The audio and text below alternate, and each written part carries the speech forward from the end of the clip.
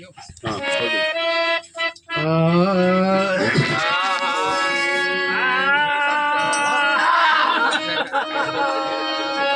चला दूर ज्यादा है क्या? बढ़िया भाई, बहुत बढ़िया।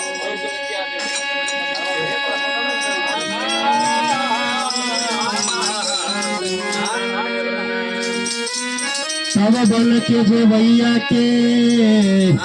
बन के जवैया के राम चारो भैया के हरि संघवा सीता मैया जी के हमारा तरफ से नमस्कार। तमुस के चढ़वैया के कार्तिक दिन कर भैया के मूस के चढ़वैया के कार्तिक चैन कर भैया के संघवा में पार्वती मैया जी के हमारा तरफ से नमस्कार। तब धावल धुवल धरती सहे बूंद सहे दरिया और धावल धुवल धरती सहे बूंद सहे दरिया कठिन बचन कोई शांत सहे जिन कर दिल रहे दरिया। तब राम नाम रटते रहो राम नाम रटते रहो किधर रहो मन हरि काल सब संहारी है सीता को पति तब राम नाम सब कोई कहे दशरथ कहे न को राम नाम सब कोई कहे दशरथ कहे न को पार राजा दशरथ जी कह गए कि जल मसवार तब बिना ठोकर के ना सुनेला ठग ठाकुर और चोर बिना ठोकर के ना सुनेला ठग ठाकुर और चोर बिना प्रेम के नारी जय तुलसी नाम किशोर प्रेम से बोले शंकर भगवान की। हरि राम गईले बनामा सीता भैले चोरी हो राम गईले बनामा सीता भैले चोरी हो आबा कैसे होई आबा धावा में होली हो आबा कैसे होई आबा धावा में होली हो आबा कैसे होई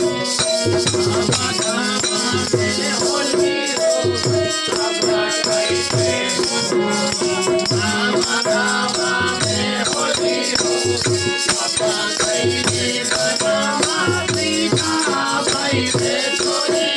कैसे होई आबा धावा में होली हो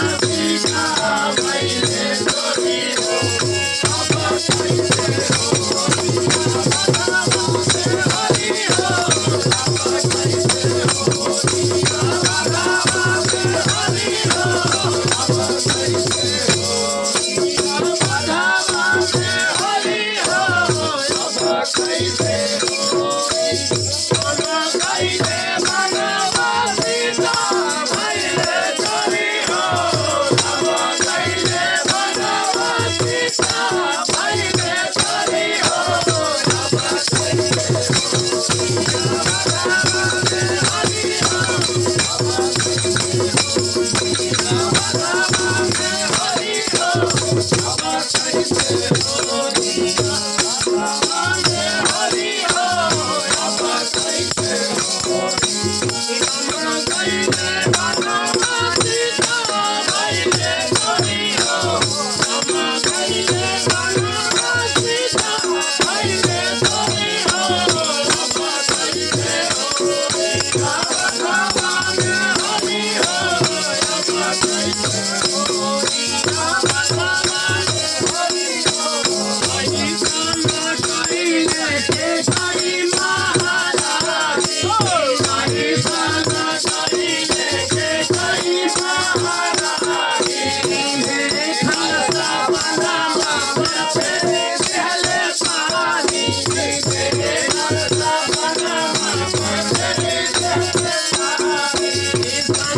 सांगेला सुमन महल दिहले तोरी हो सखे सांगेला सुमन महल दिहले तोरी हो